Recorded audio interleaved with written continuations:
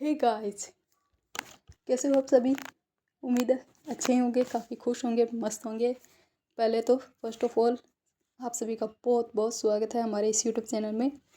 आज से हम स्टार्ट करने जा रहे हैं इंडियन हिस्ट्री। इंडिया हिस्ट्री है, इसका सबसे ईजी पार्ट जो आपके रहता है मिडेवल हिस्ट्री, मध्यकालीन भारत का इतिहास, उसको हम कवर करेंगे। और इसमें भी हमारा जो कवर करने का तरीका रहेगा, हम विभिन्न एग्जाम्स में पूछे हुए जो प्रीवियस PYQ क्वेश्चन है, प्रीवियस ईयर के क्वेश्चन सीरीज़ है, इनको करेंगे। और इसी के साथ थोड़ा जो इस क्वेश्चन सीरीज़ के साथ ही कुछ अदर इंपॉर्टेंट की पॉइंट होंगे तो उसको भी साथ ही कवर कर लेंगे। इससे आपको बेनिफिट रहेगा कि आपको ये पता चल जाएगा कौन कौन से एग्जाम्स में क्वेश्चन है वो रिपीटेड होते हैं, कौन कौन से पूछे गए हैं और आगामी एग्जाम में किस प्रकार के क्वेश्चन है वो आने की संभावना है। ये क्लास है, ये आपके सभी एग्जाम्स के लिए काफ़ी इंपॉर्टेंट है और स्पेशल रूप से RPF SI है, इसके लिए काफ़ी इंपॉर्टेंट ये क्लास रहने वाली है। क्लास है, इसकी स्टार्टिंग करते हैं। फर्स्ट जो यहाँ पर क्वेश्चन पूछा गया है वो है पैगंबर हजरत मोहम्मद साहब के रिगार्डिंग इनका जन्म कब हुआ था। तो इसका करेक्ट आंसर होगा 570 ईस्वी। आप सभी जानते हैं मोहम्मद पैगंबर साहब है, इनका जन्म होता है मक्का में। काफ़ी बार कुछ स्टूडेंट्स इस पार्ट को छोड़ भी देते हैं कि इसके रिगार्डिंग क्या ही क्वेश्चन पूछा जाएगा, तो इसके रिगार्डिंग क्वेश्चन काफ़ी पूछे गए हैं। तो आपको ध्यान रखना है कि इनका जन्म 570 ईस्वी में कहाँ पर हुआ था, मक्का में होता है। और मक्का कहाँ पर लोकेटेड है, सऊदी अरब में। कालांतर में ये 622 ईस्वी है। 622 में मक्का छोड़कर कहाँ चले जाते हैं, मदीना चले जाते हैं और वहाँ पर अपने धर्म के रिगार्डिंग जो धार्मिक विचार है उनका प्रचार प्रसार करते हैं। जब ये मक्का छोड़कर मदीना गए थे तो इस घटना को क्या कहते हैं, हिजरत कहा जाता है। और इसी से हिजरी कैलेंडर है इसकी स्टार्टिंग मानी जाती है। मक्का छोड़कर जब मोहम्मद पैगंबर साहब कहाँ गए थे, मदीना गए थे, तो इसी से आपकी हिजरत कैलेंडर है इसकी स्टार्टिंग मानी जाती है। जन्म हमने देख लिया तो इनकी मृत्यु भी साथ ही देख लेते हैं। इनकी मृत्यु होती है 632 ईस्वी में। 632 में इनकी क्या हो जाती है, डेथ हो जाती है। जन्म कब हुआ था, 570 में। और 622 ईस्वी क्यों इम्पोर्टेंट है, क्योंकि इस टाइम पर ये मक्का से उड़कर कहाँ चले गए थे, मदीना चले गए थे। फर्स्ट क्वेश्चन आपके क्लियर हो गया। नेक्स्ट क्वेश्चन जो पूछा गया है वो मक्का के रिगार्डिंग है। मक्का कहाँ पर स्थित है, तो मक्का कहाँ पर स्थित है, सऊदी अरब में स्थित है। थर्ड जो आपसे क्वेश्चन पूछा गया है कि इंडिया का विभिन्न जो भी आपके अटैक करने वाले आक्रमणकारी हैं और जो भी अदर जो भी व्यक्ति थे जिन्होंने भारत में भ्रमण किया था, व्यापारी के रूप में आए थे, उन्होंने किस रूप से इंडिया को नाम दिया था। तो यहाँ पर जो क्वेश्चन पूछा गया है वो है हिंद के रिगार्डिंग। हिंद यानी कि भारत की जनता के संदर्भ में हिंदू शब्द का प्रथम बार प्रयोग किसने किया था। हिंद यानी भारत की जनता के संदर्भ में हिंदू शब्द का प्रथम बार प्रयोग किसने किया, तो इसका करेक्ट आंसर होगा अरबों ने। हम जानते हैं कि इंडिया पर जो फर्स्ट अटैक हुए थे, सबसे पहले अरब आक्रमणकारी भारत पर अटैक करते हैं, जिसमें आपने मोहम्मद बिन कासिम का नाम सुना होगा। उसके बाद में अटैक करते हैं आपके तुर्क, और तुर्कों के बाद में जो अटैक करते हैं वो इंडिया पर अटैक करते हैं अफगान। इन सभी ने भारत पर स्पेशल रूप से आपके नॉर्थ और वेस्ट की साइड से अटैक किए थे।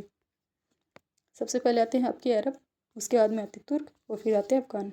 अरबों ने सबसे पहले भारत को क्या नाम दिया था, हिंदू नाम दिया था। तो हिंदू नाम देने वाले कौन थे, अरब आक्रमणकारी थे। अगर हम बात करें ऋग्वेद के संदर्भ में, तो ऋग्वेद में भारत का नाम है वो भरत कबीले के अकॉर्डिंग क्या बताया गया है, भारत बताया गया है।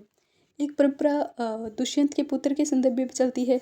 एक स्टोरी आपने सुनी होगी कि दुष्यंत का पुत्र है हुआ था भरत, और उसके अकॉर्डिंग हमारे देश का नाम क्या पड़ा था, भारत पड़ा था।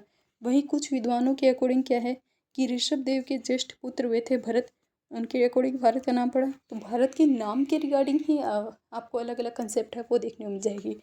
एक तो ऋग्वेद में देखने को मिलता है भरत कबीले के अकॉर्डिंग दुष्यंत के, दूसरा आपको दुष्यंत के पुत्र के अकॉर्डिंग, और तीसरा ऋषभ देव के ज्येष्ठ पुत्र भरत के अकॉर्डिंग भारत नाम देखने मिलता है। इसके अलावा जो बाहरी आक्रमणकारी हैं या फिर बाहरी जो भी व्यापारी आए थे इंडिया में, उन्होंने किस अकॉर्डिंग इंडिया को नाम दिया है, तो ईरानी है।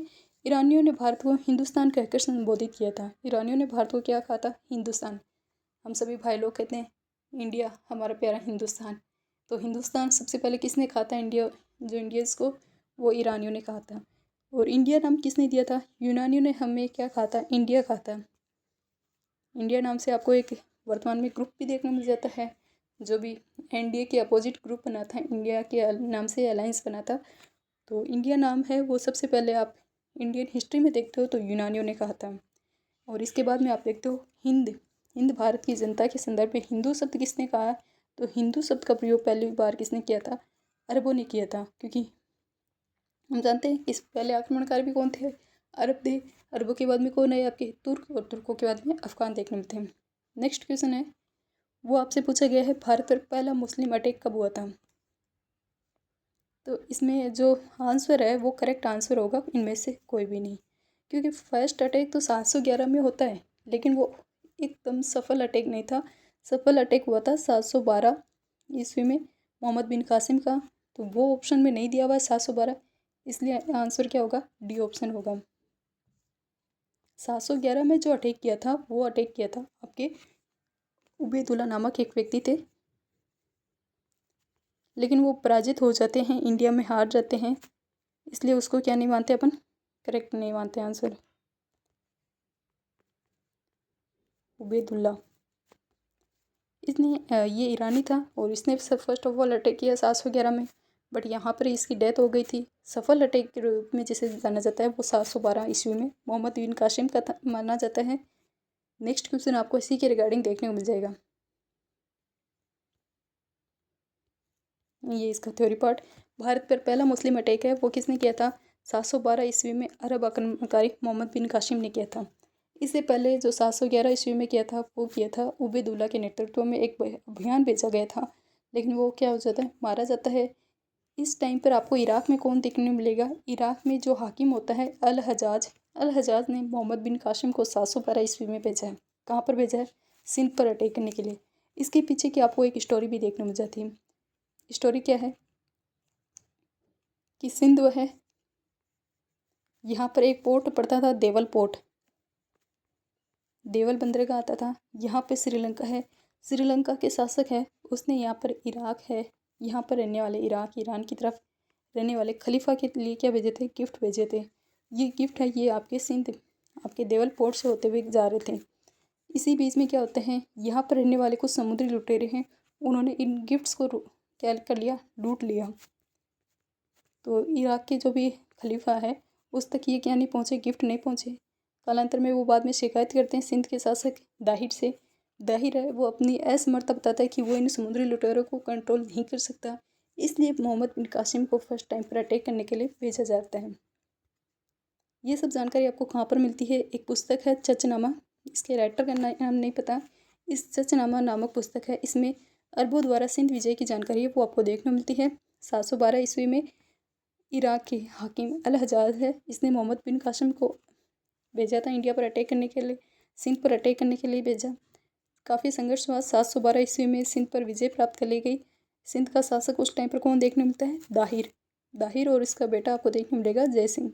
ये इन दोनों की डेथ हो गई थी इसी अटैक में, दाहिर और जय सिंह की। फारसी ग्रंथ है, ग्रंथ भी आपसे पूछा जा सकता है कि कौन सी लैंग्वेज का ये ग्रंथ है, तो चचनामा है, ये फारसी ग्रंथ है जिसमें अरबों द्वारा सिंध विजय की जानकारी है वो देखने मिलती है। इस सिंध की कैपिटल भी इस चचनामा पुस्तक है, इसमें सिंध की कैपिटल भी बताई गई है, अमरोड़। नेक्स्ट आपसे क्वेश्चन भी इसके रिगार्डिंग कुछ पूछा गया है। नेक्स्ट क्वेश्चन है, मोहम्मद बिन कासिम द्वारा सिंध पर विजय है वो कब प्राप्त की गई थी? तो करेक्ट आंसर होगा 712 ईस्वी में।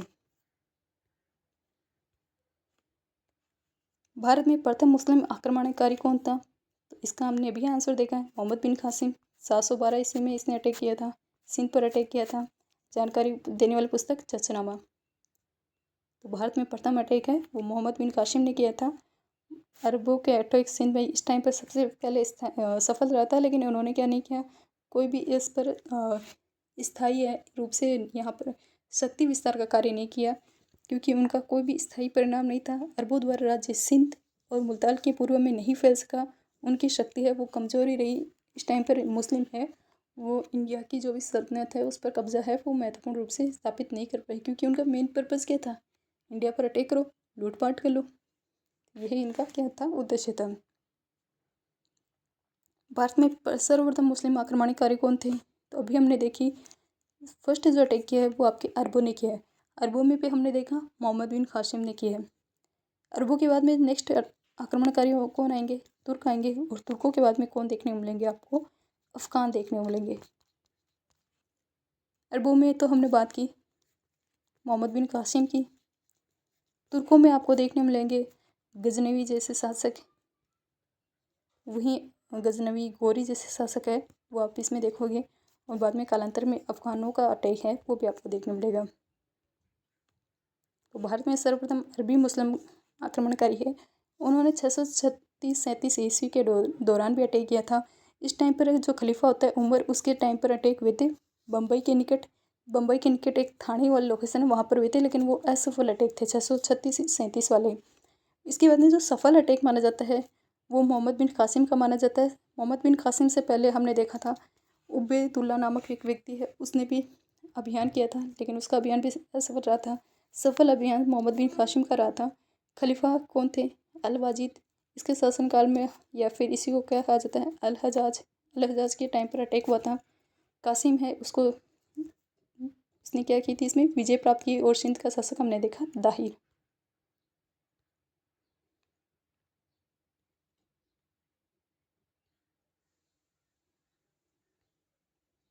नेक्स्ट जो क्वेश्चन पूछा गया है वो भी वापस मोहम्मद बिन कासिम के रिगार्डिंग है। तो आपने देखा कितनी ज़्यादा क्वेश्चन है वो मोहम्मद बिन कासिम के रिगार्डिंग पूछे गए हैं। तो मोहम्मद बिन कासिम कौन था? अरब था। घूम घूम के क्वेश्चन है वो सेम ही है, एक ही लाइन से काफ़ी क्वेश्चन है वो आपके कंप्लीट हो जाएंगे। वापस इस बुक की रिगार्डिंग जानकारी आपसे पूछ ली, जिसमें हमें क्या मिलती है, सिंध पर अटैक की जानकारी मिलती है। तो चर्चनामा के अनुसार 6वीं-7वीं शताब्दी में सिंध की राजधानी क्या थी? यहाँ पर मिस प्रिंट है, सिंध की राजधानी पूछी है। तो सिंध की राजधानी क्या होती है? अरोड़। मैंने शायद अमरोड़ बता दी, अरोड़ है वो क्या होती है? सिंध की कैपिटल होती है। चर्चनामा के अनुसार 6वीं-7वीं शताब्दी में सिंधु देश है, इसकी राजधानी क्या मिलती है? अरोड़ मिलती है। और चर्चनामा है वो सिंध के इतिहास से संबंधित क्या है, एक पुस्तक है जिसमें चच राजवंश के इतिहास और अरबों द्वारा सिंध अटैक के संदर्भ में जानकारी है वो दी गई है। इसके राइटर का नाम नहीं पता, लेकिन इसमें जानकारी किसके संबंध में दी गई है कि मुस्लिम अटैक हुआ था मोहम्मद बिन कासिम का, और इस टाइम पर राजधानी सिंध की क्या थी? अरोड़ कैपिटल थी। और इसी टाइम पर जो दाहिर और उसके पुत्र जयसिंह हैं, इसके जीवन के इतिहास है वो भी आपको देखने मिलेगा। नेक्स्ट जो क्वेश्चन पूछा गया है वो है गजनवी राजवंश के रिगार्डिंग। गजनवी राजवंश है, इसके संस्थापक कौन है? अब इंडिया में कौन आ जाते हैं? तुर्क अटैक आ जाते हैं। और तुर्कों में आप कौन से देखोगे? गजनी राजवंश देखो। इस गजनी राजवंश है, इसी को क्या कहा जाता है? यामिनी राजवंश भी कहा जाता है। तो इसके संस्थापक कौन थे? अल्पतगिनी। इसके प्रथम संस्थापक माने जाते हैं अल्पतगिनी, जिसने इस राजवंश को क्या किया था? इस्टेब्लिश किया था। वहीं आप एक नाम देखोगे सुबुतगिनी। सुबुतगिनी क्या थे? क्यों इम्पोर्टेंट है? क्योंकि सुबुतगिनी नामक ही पहला व्यक्ति है जिसने भारत पर अटैक किया। इसने भारत पर पहला अटैक किया था जो तुर्क आक्रमण की तरफ से था। इसने क्या की थी? स्थापना की थी अल्पतगिनी में। इसके बाद में एक नाम आप देखोगे गजनवी। गजनवी है वो भारत पर सर्वाधिक अटैक करता है। कितने अटैक करता है? 17 अटैक करता है। तो वो इम्पोर्टेंट शासक के रूप में आएगा। सुबुतगिनी है, इसका अटैक काफ़ी सफल नहीं रहा था, इसलिए इसको ज़्यादा अपन ध्यान नहीं देते। गजनवी से अपनी इंडियन हिस्ट्री है इसकी स्टार्टिंग कर देते हैं। नेक्स्ट जो क्वेश्चन आपसे पूछा गया है वो मोहम्मद गजनवी के रिगार्डिंग पूछा गया है। आपसे दो आपको यहाँ पर कथन दिए गए हैं और पूछा गया है कौन सा कथन सही है, क्या दोनों कथन सही है या फिर इनमें से कोई एक कथन सही है। तो पहला आपसे ऑप्शन दिया गया है ए ऑप्शन, मोहम्मद गजनी ने भारत पर कितने अटैक किए? 17 अटैक किए। दूसरा कथन कहता है क्या इसके पीछे का रीज़न था? वह भारत में स्थायी मुस्लिम स्थापना करना चाहता है। क्या यही रीज़न है जिसकी वजह से उसने अटैक किए थे? तो इसका करेक्ट आंसर क्या होगा? इसका करेक्ट आंसर होगा ऑप्शन सी। इसका ऑप्शन ए सही है, हार क्या है? गलत है। मोहम्मद गजनवी ने 17 अटैक तो किए थे, लेकिन उसका जो उद्देश्य था वो आपको इंडिया में मुस्लिम जो शासन है, रूल है, वो करना नहीं था। उसका मेन पर्पज़ इंडिया पर अटैक करना, इंडिया की जो आर्थिक संपत्ति है इसके क्या करना? लूटपाट करना। यही आप देखोगे। इसका नाम आपने मेजर रूप से सुना होगा, प्रभास पटन, जो 1025-26 में हुआ था।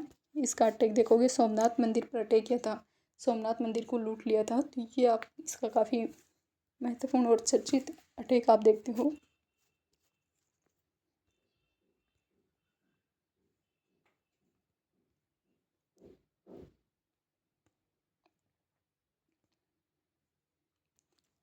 नेक्स्ट जो इम्पोर्टेंट क्वेश्चन है, कौन से चंदेल शासक ने मोहम्मद गजनवी से पराजित नहीं हुआ था? कौन सा एक चंदेल शासक था भारत का जो मोहम्मद गजनवी से पराजित नहीं हुआ था? करेक्ट आंसर होगा विद्याधर। विद्याधर है, ये मोहम्मद गजनवी के साथ क्या करता है, युद्ध करता है और चतुराई के साथ इस युद्ध है, इससे बाद में अनिर्णित रहा था ये युद्ध, चतुराई के साथ इससे पीछे हट गया था, इसलिए गजनवी है इसको भी बाद में भारत छोड़कर जाना पड़ा था। लेकिन इसने काफ़ी अच्छा संघर्ष किया था गजनवी के साथ, ना तो इससे कि क्या नहीं की थी, अधीनता स्वीकार की थी और ना ही हारा था, पराजित भी नहीं हुआ था। तो मोहम्मद गजनवी है, ये चंदेलों पर अटैक करता है 1019-20 में, और उस समय चंदेल वंश का आपको शासक देखने को मिलेगा विद्याधर। विद्याधर है, ये काफ़ी शक्तिशाली शासक था। मुस्लिम जो भी पुस्तक वगैरह है, सोर्स वगैरह है, उनसे पता चलता है कि विद्याधर और मोहम्मद इनके बीच में नदी के किनारे एक भीषण युद्ध भी हुआ था। हालांकि इस युद्ध का कोई भी परिणाम नहीं निकला था। इसमें विद्याधर है, उसने अपनी राजनीतिक सूझबूझ का परिचय दिया और युद्ध स्थल से उपयुक्त न होने के कारण रात्रि में ही अंधकार में अपनी सेना है उसको हटा लेता है, सेना को रिमूव कर लेता है। तो गजनवी को भी बाद में क्या करना पड़ता है, भारत छोड़कर जाना पड़ता है। विद्याधर है वो एक ऐसा हिंदू शक्तिशाली शासक था जिसने मुसलमानों को सफलतापूर्वक प्रतिरोध किया था। मुस्लिम लेखक है, उन्होंने उसे भारत का तत्कालीन सर्वाधिक शक्तिशाली शासक है वो बताया है। इसके अलावा विद्याधर के संदर्भ में आपको अदर जानकारी भी मिलेगी कि विद्याधर ने कुछ हिंदू राजों जो भी राजा थे उनका एक मित्र संघ बनाया था, जिसका मुख्य उद्देश्य कन्नौज का जो शासक था राज्यपाल, उस राज्यपाल को सजा देना।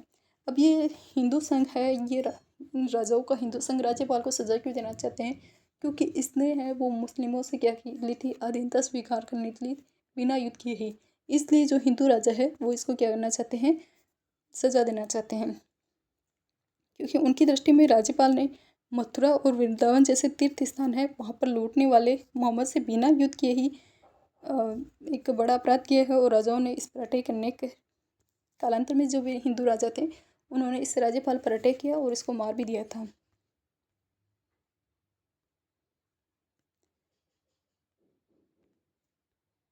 नेक्स्ट जो यहाँ पर क्वेश्चन पूछा गया है वो है मोहम्मद गजनवी के दरबारी विद्वानों की रिगार्डिंग। मोहम्मद गजनवी के दरबारी विद्वान कौन थे? तो इसका करेक्ट आंसर होगा कुतुबी। जो फिरदौसी है, इस फिरदौसी के संदर्भ में कुछ इतिहासकार तो बोलते हैं कि ये क्या था, इसके दरबारी विद्वान था, कुछ क्या कहते हैं कि ये इसके क्या था, समकालीन था। मेजर रूप से जो बुक्स में बताया गया है वो इसको समकालीन ही बताया गया। फिरदौसी जिसने क्या लिखी है आपकी जो बुक लिखी है फरिश्ता नामक, उसकी सॉरी फिरदौसी जिसका फरिश्ता भी आप एक क्वेश्चन में देखोगे, इसने जो बुक लिखी थी शाहनामा, शाहनामा नामक पुस्तक लिखी है। इसको भी इसके क्या बताते हैं, समकालीन बताते हैं, जबकि कुछ राइटर इसको क्या बताते हैं, इसका दरबारी विद्वान बताते हैं। लेकिन इसका जो करेक्ट आंसर होगा इस क्वेश्चन में वो उत्पी होगा। मोहम्मद गजनवी एक शिक्षित और सुसभ्य शासक था, विद्वान और कलाकारों को भी काफ़ी सम्मान करता था, महान विद्वानों को भी इसने संरक्षण दिया था। इसके दरबारी विद्वान में उत्पी नाम देखने को मिलेगा, जिसने किताबुल यामिनी या तारीख यामिनी नामक ग्रंथ है इसकी रचना की थी। तो उत्पी है, ये किसका दरबारी विद्वान था, गजनवी का दरबारी विद्वान था। नेक्स्ट वापस आपसे शाहनामा के रिगार्डिंग ही पूछ लिया है। शाहनामा का लेखक है वो कौन, लेखक फरिश्ता। अब ये फरिश्ता नहीं है, इसका रियल नाम है फिरदौसी। इसका करेक्ट नाम है फिरदौसी। किसके दरबार के संदर्भ में था, तो मोहम्मद गजनवी के दरबार के समकालीन आपको देखने मिलेगा, इसलिए इसका आंसर है ये यहाँ पर नहीं बताया गया। इसका करेक्ट जो आंसर होता है फिरदौसी, इसका जो राइटर है शाहनामा पुस्तक का राइटर कौन है, फिरदौसी, जो गजनवी के समकालीन था। अब इसमें देखो अदर नाम भी दिए हुए हैं, अल्पतकीन नाम दिया हुआ है। तो अल्पतकीन के संदर्भ में हमने देखा था कि ये क्या था, संस्थापक था। इसके रिगार्डिंग भी क्वेश्चन पूछा गया है। तो ये तुर्क जो थे गजनवी वंश है, इसका संस्थापक माना जाता है। सुबतकीन है, इसने पहला अटैक किया था, तुर्कों का पहला अटैक। गोरी, ये गजनवी के बाद में जो नेक्स्ट अटैक आप देखोगे मोहम्मद गोरी का ही देखोगे, काफ़ी इंपॉर्टेंट आपको देखने मिलते हैं। तराइन का पहला युद्ध, तराइन का दूसरा युद्ध, ये सब अटैक आप गोरी के संदर्भ में देखोगे। गजनवी, इसको हम सोमनाथ के अटैक के लिए मेजर रूप से याद करते हैं, 1025-26 वाले अटैक के लिए।